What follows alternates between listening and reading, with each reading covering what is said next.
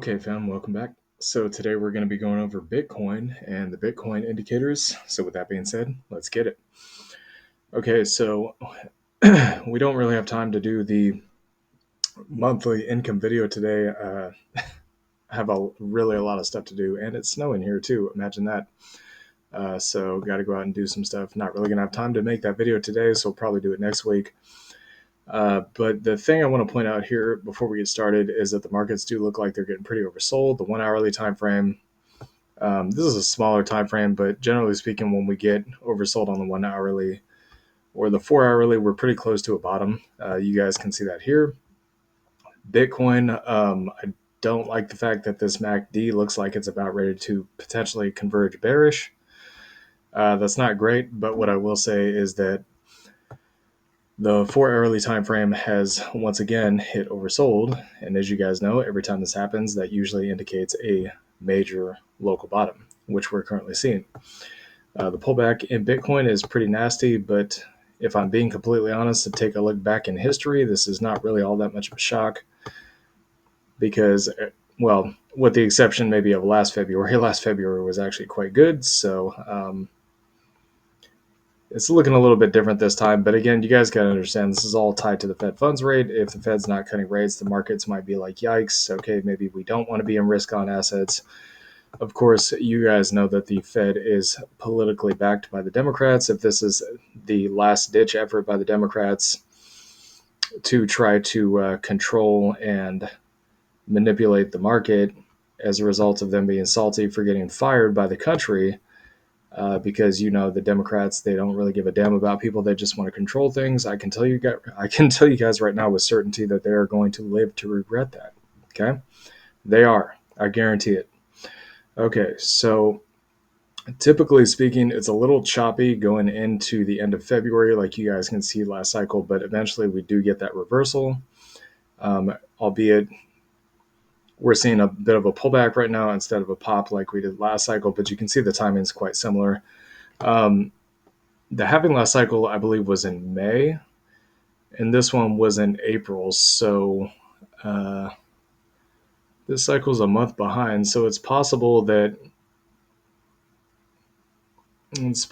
maybe we'll see the pullback, somewhat of a pullback in February, and then going into kind of the end of February into March, we may see a rally. I know that seems a bit counterintuitive because we actually had a pullback in March here, but based on the way that the halving worked out and the current price action is showing us, it seems possible that that could happen. So the other thing I will say here is that we did get a break of. Okay, this is, yeah, never mind. This trend line's off. I was going to say we got a break of resistance, but that didn't happen. So anyways, so long as we hold 88,000 to 92,000, I don't think it's anything to worry about. There's a lot of buying pressure here. It would take a pretty substantial drop and a lot of selling pressure for people for the support not to hold at this level. We've been holding above here for many weeks. It was very similar back here. You know, the bears were constantly trying to push this thing down. They couldn't do it, and then they eventually got squeezed. I expect something similar. So crypto search term, basically we're pretty much flat. I mean, we're not bullish, but we're not bearish. So very indecisive. We'll have to see how this plays out.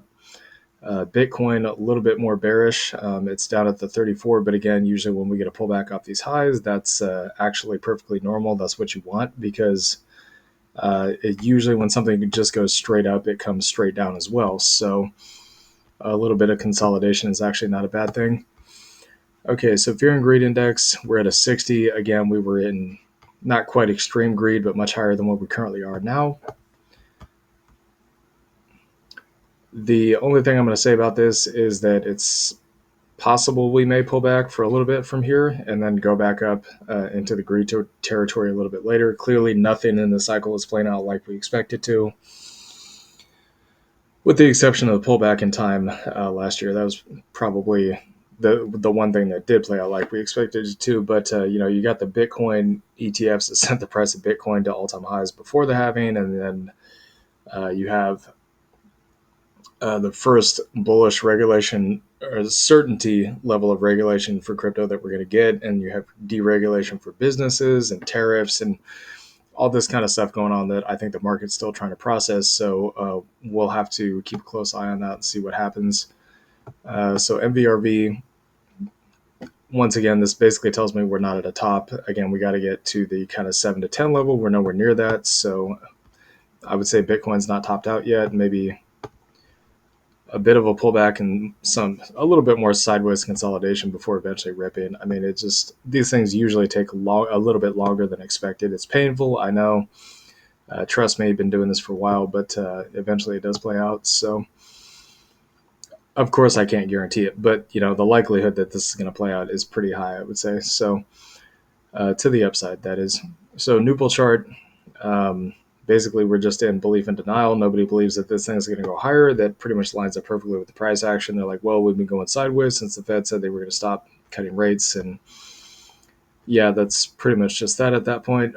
At this point, Bitcoin rainbow chart, pretty much it went up off the blue to higher levels after the halving. That's to be expected.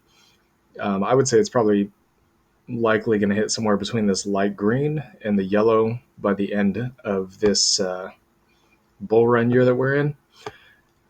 We already talked about the Newport chart, so pi cycle top indicator. Again, we got to get above the green line to get the final parabolic phase. Current green EMA is at 143,000. The bottom level is at roughly about 100,000. So the current price is actually below that. But 100,000 is a pretty strong level. That's right about in the middle of all of this price action. So if we can close this candle, well, I shouldn't say that. Okay, so we have 2 hours left on this candle. Likelihood we're going to close above it, probably very slim. But look, I'll just say this. It went up and it's pulling sideways into the EMAs. If this plays out like a true pullback in time, it should theoretically just go sideways and then go up again. And that would line up perfectly with the next move on the pi cycle top indicator. So, and of course, you guys already know that the yellow and the green EMA have to cross for the signal to flash to indicate that Bitcoin truly has topped out. We haven't seen that yet. M2 money supply, this one's pretty basic. Expecting the green peaks to get bigger, the blue line to go up, the black line to go up. That's the Bitcoin dominance and the global M2 money supply. The Fed said that they're not going to cut rates, but you're starting to see other countries say that they're done with QT. So how likely that is to age well, I don't know. I really don't think they have a reason not to cut rates. I think it's actually quite ridiculous that they're even entertaining the idea when they were the ones that cut the rates to begin with, trying to get ahead of a rise in unemployment. So it looks pretty clownish, if you know what I'm saying. So anyways, top apps here. So this again would be an indicator of a potential top here. We're not seeing anything suggesting a major top. The only app here that I can see that you can buy Bitcoin or crypto on is Cash App. That's only in the top 40. So nothing else really appears to be signaling too much FOMO, too much bullishness. I would say likely we're probably good on this one. I mean, most of these apps, I don't even know what these are. So the other thing I'll say about this is that even if it looks a little bit bearish in the short term, am I worried about it? No, because again, you guys got to remember on the yearly charts, we are in the third bull run year. Okay, the way that the cycles for these things usually work is we have one bear market year, which is like 2014, 2018, 2022. The next one's not supposed to be till 2026, and anything in between that is 3 years of green. Okay. The other major indicator that we look at here to determine whether Bitcoin's actually fully at a top or not is this. That is the monthly RSI.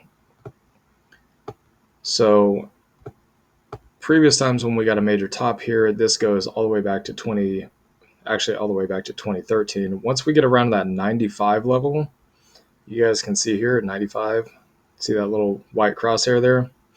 You look back at 2014, 2018, and 2021, you guys can see that that was, generally speaking, Bitcoin's all-time high top in 2017, 2014, and 2021. And we have not seen a 95 reading as of yet.